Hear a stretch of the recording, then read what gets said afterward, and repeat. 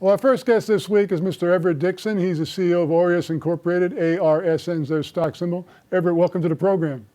Don, thank you very much for having me. Well, we're glad to have you on the program. Now, Aureus is an emerging player in the food brand development industry. The company owns the Yingling's ice cream brand. Can you give us a general overview of the company, please? Sure. I guess let's start at the beginning. So I bought Aureus, the control block, back in December of 2018 with the specific purpose of purchasing these Yingling's assets.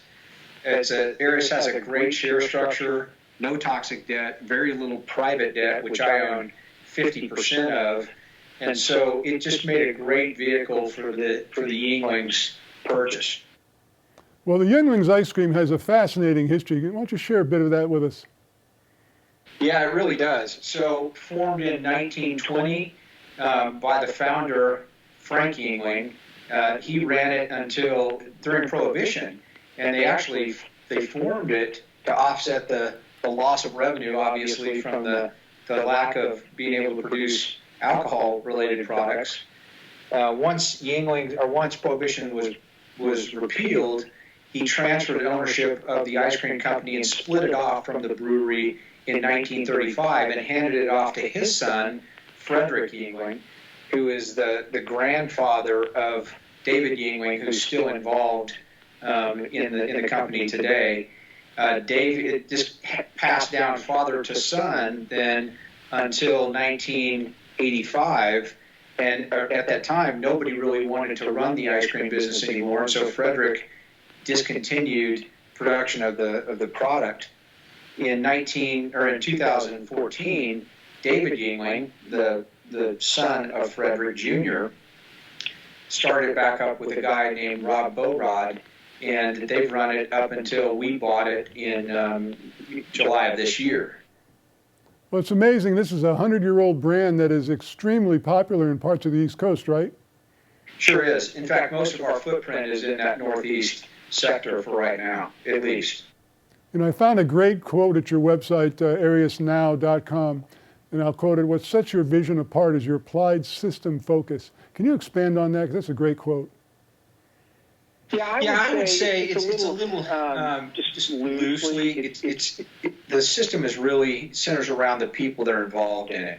Hundreds of years of M&A experience between myself, our M&A partners, our attorneys, and the CPA and audit team that we have in just identifying undervalued or underappreciated assets in this sector, and then applying our skill set to try to bring them up to more of their potential.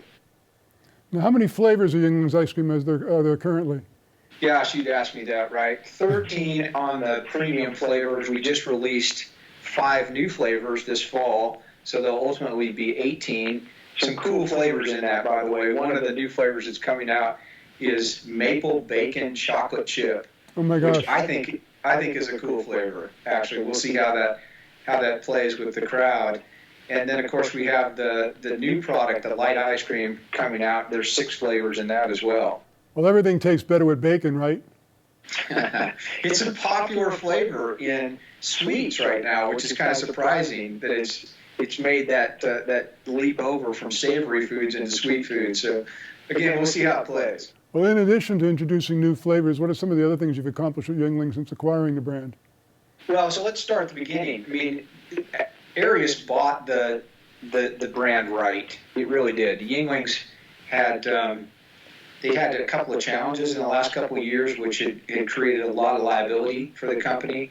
And so rather than doing a stock purchase, we did an asset purchase with their senior lender, Mid-Penn, wherein Mid-Penn foreclosed on the assets, and we bought the assets for the assumption of the debt that we had with Mid-Penn, which gave the company kind of a clean slate to start over again, really, and wiped off about $3 million worth of trailing liability. So starting there, that gave us a good foundation to restart the business, essentially, or to scale the business up from.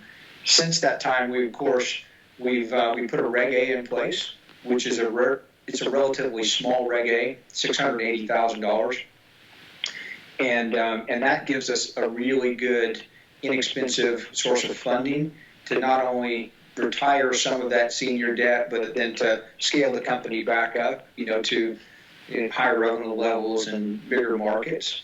As I mentioned, we've added some new flavors to the premium side of the brand, and then we're adding this whole high protein light ice cream.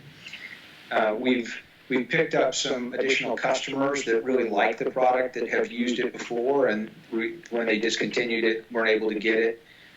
We've added some distributor relationships with 2 big distributors in the Northeast that, between the 2 of them, represent more than 20,000 stores. So that gives us, just in those 2 relationships, gives us really good area to grow.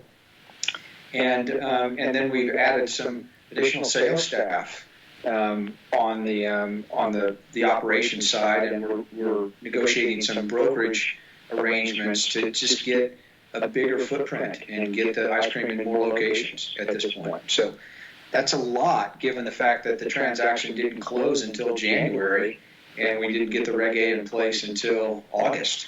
So it's been a pretty fast process from closing to now. Well, that's very impressive. Now, you had a press release earlier this week where it's kind of a state of the company type press release. You discussed company funding therein. Can you recount some details with us? Well, again, yeah, so going back to the Reg A, I don't want to get off on a tangent here, but I think it bears talking to the marketplace about sort of microcap funding 101, and I don't mean to be condescending, but at this level, at this stage of the company's evolution, we really have 2 types of funding available to us. We have a debt funding, and then we have equity funding. And given the fact that we're not fully reporting yet, although that's one of our next steps, the best funding that's available to us is this Regulation A funding. The other funding, convertible debt at this point, it becomes toxic. And this company has no convertible debt on the books and very little private debt. So we filed a small Reg A funding, $680,000, and we've used it really sparingly and to retire debt and to accomplish some of the things that I've described as far as R&D for new flavors, bringing on additional stores, those kind of things. And so it's really the best debt structure that we can get, given the company's current state of evolution. Well, back to the ice cream. I know the coming months are actually a very important time in the ice cream business, aren't they? They are. Cyclically speaking, all of the big grocery store chains buy for next year in July, October of this year.